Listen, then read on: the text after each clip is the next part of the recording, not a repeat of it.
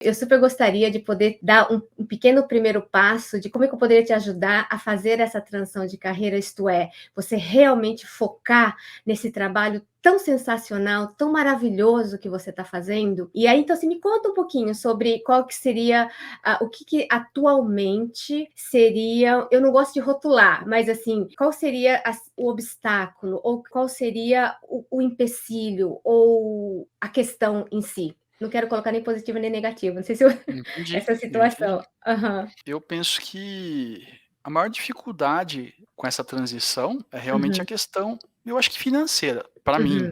uhum, Porque eu já tô convicto de que eu vou realmente fazer essa mudança, de que é o que eu quero pra mim. Como você mesma já falou, eu já sei o que eu quero fazer, eu já sei pra onde eu vou, eu já tô até fazendo, mas a insegurança financeira eu acho que segura, porque como eu não consigo me dedicar somente à nova atividade e ela então não se paga, então eu acabo tendo que ficar na outra pra poder me manter. E aí, como eu fico na outra pra poder me manter, eu não me dedico pra nova. E aí fico num ciclo.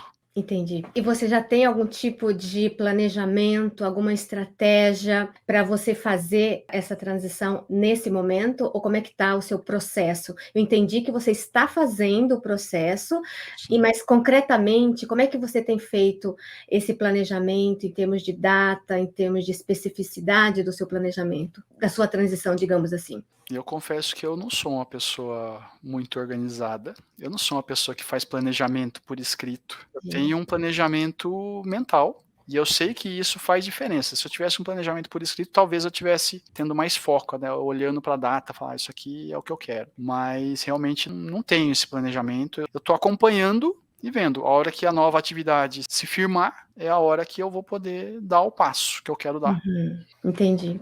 Sabe que é bastante interessante o que você está falando, porque lá no Japão eu morei 23 anos no Japão, né, então assim, a Caramba, que gente legal. assim, eu saí do Brasil com 19 anos, morei de 23 anos lá no Japão, então assim, eu tive 9 profissões desde o começo da minha carreira até então, por isso que eu trabalho com essa transição de carreira, porque assim, eu Uhum. realmente vivi essa transição de carreira, tanto de carreira, de país e de língua. E aí, como é que eu fiz e como é que eu acho e pela minha experiência, inclusive pelos meus alunos, e pela minha vivência lá no Japão, que assim, todos os seus planos e planejamentos, ele deve ser vindo com uma data, porque o japonês ele fala assim, que quando você tem um projeto, você tem uma data. Se você não tem uma data, ele é um sonho, sabe?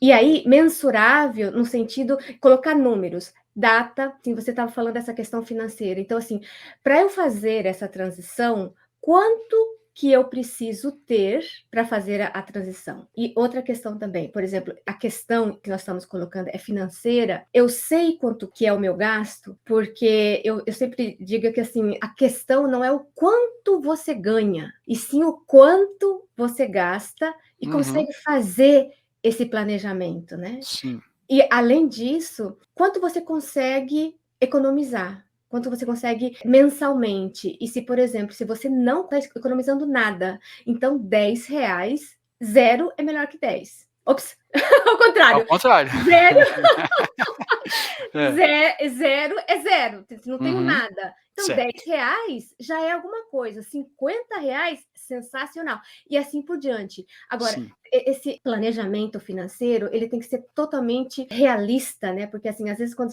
você começa a fazer um planejamento, você fica pensando assim, bom, então eu vou pegar metade do meu salário, vou economizar, e aí você começa a ter alguns tipos de problemas, né? Porque assim, você tem um nível de vida X e você vai passar para Y. Né? Assim, você passar de uma situação para outra. Então, o que eu tenho que cortar? O que eu posso cortar? Porque alguns gastos, eles são bastante emocionais também, né? Sim.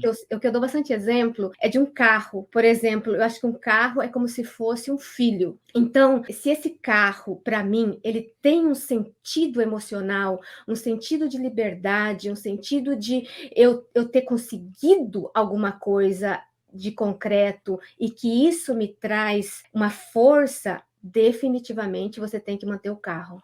Agora, se o carro ele é só uma forma de locomoção que você pode usar, por exemplo, por um tempo limitado, por exemplo, um transporte público, ou de repente você mudar para um lugar mais perto do seu trabalho, ou utilizar outras formas de você ir para o trabalho, você fazer as suas contas, fazer essa locomoção de uma outra forma, e de forma que esteja alinhado ao seu planejamento financeiro, né? Porque são gastos excessivos. Então, assim, eu sempre acho que, assim, toda transição, infelizmente, ela, assim, você não vai pular de A, se você for, assim, como no seu caso, você está pulando de A para B, porque a transição de carreira, para mim, a minha definição, você não precisa necessariamente pular de A para B, você pode pular para A1, A2, A3, que pode ser essa ressignificação, pode fazer um trabalho aos poucos antes de pular. Mas aí, como é que eu faço para eu equilibrar a questão financeira e emocional nessa situação? E a gente partir do princípio que vai sempre ter alguma coisa, a gente não tem condição de ganhar as duas coisas ao mesmo tempo. Então, assim, o seu nível de vida, infelizmente, ele vai estar mais baixo. Mas é uma situação que eu gosto muito de falar que, assim, é uma situação que ela não tem permanência, né? Assim, uma situação temporária. Então, assim, eu consigo aceitar essa situação temporária? Até que ponto eu consigo? Que eu acho que é bem interessante você pensar nisso também.